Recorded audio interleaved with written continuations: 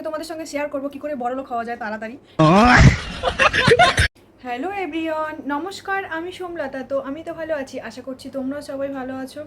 তো আজকে তোমাদের সঙ্গে শেয়ার করব কি করে বড়লোক হওয়া যায় তাড়াতাড়ি।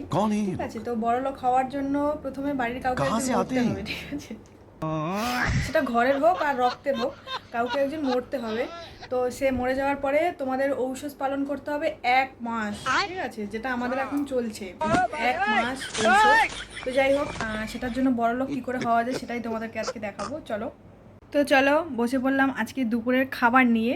ঠিক আছে, তো এটা কিন্তু দুপুরের খাবার, যেটা খেয়ে বড়লোক হওয়া যায় এবং শরীরও ভালো থাকে, মোটাও হওয়া যায়। ঠিক আছে, তো এটা হচ্ছে ভাত। তো তারপরে এটা হচ্ছে ডাল সিদ্ধ, ছোলার ডাল সিদ্ধ, সেটা হচ্ছে লঙ্কা আর লবণ দিয়ে মাখা হয়েছে। তো লবণটা কিন্তু এমনি নর্মাল লবণ খেলে হবে না, সেটা সিন্ধুক লবণ না সন্দুক লবণ কিছু একটা হবে, যাই হোক সেটা দিয়ে মাখাতে হবে।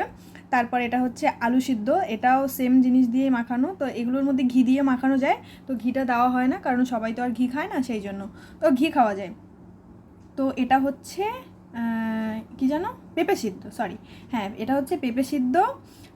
এটা হচ্ছে ছোলার ডাল, মটর ডাল, আর হচ্ছে কুমড়ো ডাঁটা, শাক নয়, শাকটা খাওয়া যাবে না, কুমড়ো ডাঁটা।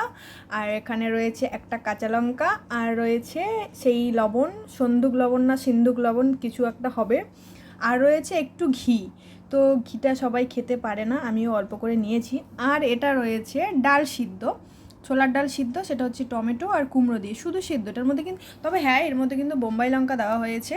তো এখন কিন্তু বোম্বাই লঙ্কা প্রচুর খাওয়া হবে, বাড়িতে দিয়েও যাবে, এবং যার বাড়ি যাব সেখান থেকেই নিয়ে চলে আসবো। তো আমি কিন্তু গিয়েছিলাম আমার দিদির বাড়ি, তো সেখানে কিন্তু বোম্বাই লঙ্কা হয়েছে, আর আমি কিন্তু গাছ থেকে একদম তুলে নিয়ে এসেছি। কত সুন্দর টাটকা বোম্বাই লঙ্কাগুলো দেখে আমার কি ভালো লাগছে, কিন্তু আমি খেতে পারি না। যাই হোক, একটু খেতে পারি, আগে প্রচুর খেতাম বোম্বাই লঙ্কা, এখন আর খেতে পারি না। তো এইগুলো হচ্ছে, তো যাই হোক মজা করলাম যে বড়লোক হওয়ার ব্যাপারটা। তো যাই হোক, আমাদের হচ্ছে ঔষধ পড়েছে, আর সেই জন্য অনেকেই অবাক হয়ে যাচ্ছে যে কি করে খাও, কি খাও।